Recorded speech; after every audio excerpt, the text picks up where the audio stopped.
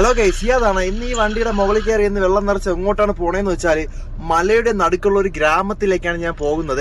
സൗദിയിലുള്ള ഒട്ടുമിക്ക ആളുകളും സൗദിയുടെ സിറ്റി ലൈഫ് ആയിരിക്കും ഏറ്റവും കൂടുതലും കണ്ടിട്ടുള്ളത്. അതിൽ നിന്ന് വ്യത്യസ്തമായിട്ട് ഒരു ഗ്രാമത്തിലേക്കാണ് ഞാൻ ഇന്ന് പോകുന്നത്. മലകളാൽ ചുറ്റപ്പെട്ട ഒരു ഗ്രാമം. ഈ കാണുന്നതാണ് ആ ഒരു ഗ്രാമം. ഏകദേശം ഒരു 10-15 വീടുകൾ മാത്രമേ ഈ ഒരു ഗ്രാമത്തിലുള്ളൂ. ഈ ഒരു മലയുടെ മുകളിൽ നിന്ന് താഴോട്ട് നോക്കുമ്പോൾ അടുത്തായിട്ട് തോന്നും, പക്ഷെ അടുത്തല്ല, ദൂരെയാണ്. വളരെയധികം ദൂരമുള്ള ഒരു സ്ഥലമാണ്. എന്തായാലും നമ്മൾ അങ്ങോട്ട് പോകും. ഈ ഒരു വ്യൂ പോയിന്റിൽ നിർത്തി ഞാൻ നിങ്ങളെ ഈ ഒരു സ്ഥലം കാണിച്ചെന്നതേ ഉള്ളൂ. എടുത്തു പറയാനുള്ള എന്തെന്ന് വെച്ചാൽ ഇവിടെയുള്ള ആൾക്കാർ കംപ്ലീറ്റ് കൃഷി, അതുപോലെ തന്നെ ആട് വളർത്തൽ, അങ്ങനെയുള്ള ജോലികളിലാണ് ഏർപ്പെട്ടിരിക്കുന്നത്.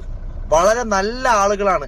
എങ്ങനെ പോയാലും ഒരു ട്രിപ്പ് ഒഴിച്ചിട്ട് വരുമ്പോൾ 50 റിയാൽ അവർ ഹദിയായിട്ട് കുറഞ്ഞത് തരും. ആ ഒരു വ്യൂ പോയിന്റ് എത്തി ഞാൻ സൗദിയെ വിളിച്ചു. അപ്പൊ സൗദി എന്നെ വിളിക്കാൻ വേണ്ടി വന്നു. ഇനി നമ്മൾ രണ്ടും കൂടെ ഒരുമിച്ചാണ് അങ്ങോട്ട് പോകുന്നത്. പോകുന്ന വഴി എന്നൊക്കെ പറഞ്ഞാല് വളരെ റിസ്ക് പിടിച്ച വഴിയാണ്. പതുക്കെ പോകാൻ പറ്റത്തുള്ളൂ കേട്ടോ. ഒരു സമയം ആ റോഡിലൂടെ ഒരു വണ്ടിക്ക് മാത്രമേ പോകാൻ പറ്റത്തുള്ളൂ.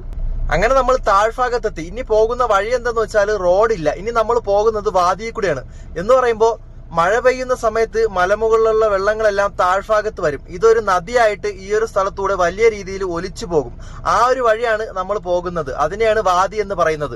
അങ്ങനെ എന്നെ വിളിക്കാമെന്ന ആള് എന്നെ വിളിച്ചുകൊണ്ട് പോവുകയാണ്. എനിക്ക് അറിഞ്ഞുകൂടാ ഇത് എങ്ങോട്ടാണ് പോണേന്ന്. അവസാനം നമ്മൾ ആ ഒരു ഫാമിലെത്തി. ഈ ഒരു സ്ഥലത്ത് ഞാൻ ആദ്യമായിട്ടാണ് വരുന്നത്. അങ്ങനെ ഞാൻ വണ്ടി വെള്ളം കാലിയാക്കാൻ വേണ്ടി ഇട്ടു. സാധാരണ എല്ലാ വീട്ടിലും വലിയ ടാങ്കുകൾ ഉണ്ടാവും, പക്ഷെ ഈ സ്ഥലത്ത് ടാങ്ക് അല്ല, വലിയൊരു കിണറാണ്. കണ്ണെത്താത്തടത്തോളം ദൂരം അത്രയും വലിയൊരു മരുഭൂമിയിലെ ഒരു കിണർ. അതിലാണ് ഞാൻ വെള്ളം നിറയ്ക്കുന്നത്. വെള്ളം കാലിയാക്കുന്ന സമയത്ത് എന്റെ പരിപാടി എന്തെന്നറിയാല്ല, മനോഹരമായ ഒരു കൃഷി സ്ഥലത്താണ് വന്നത്. ഇനി ഇവിടെ എന്തൊക്കെ ഉണ്ട്, തിന്നാൻ എന്തൊക്കെ ഉണ്ട്, അതൊക്കെ പറിച്ചെടുക്കാനാണ് ഞാൻ വന്നത്.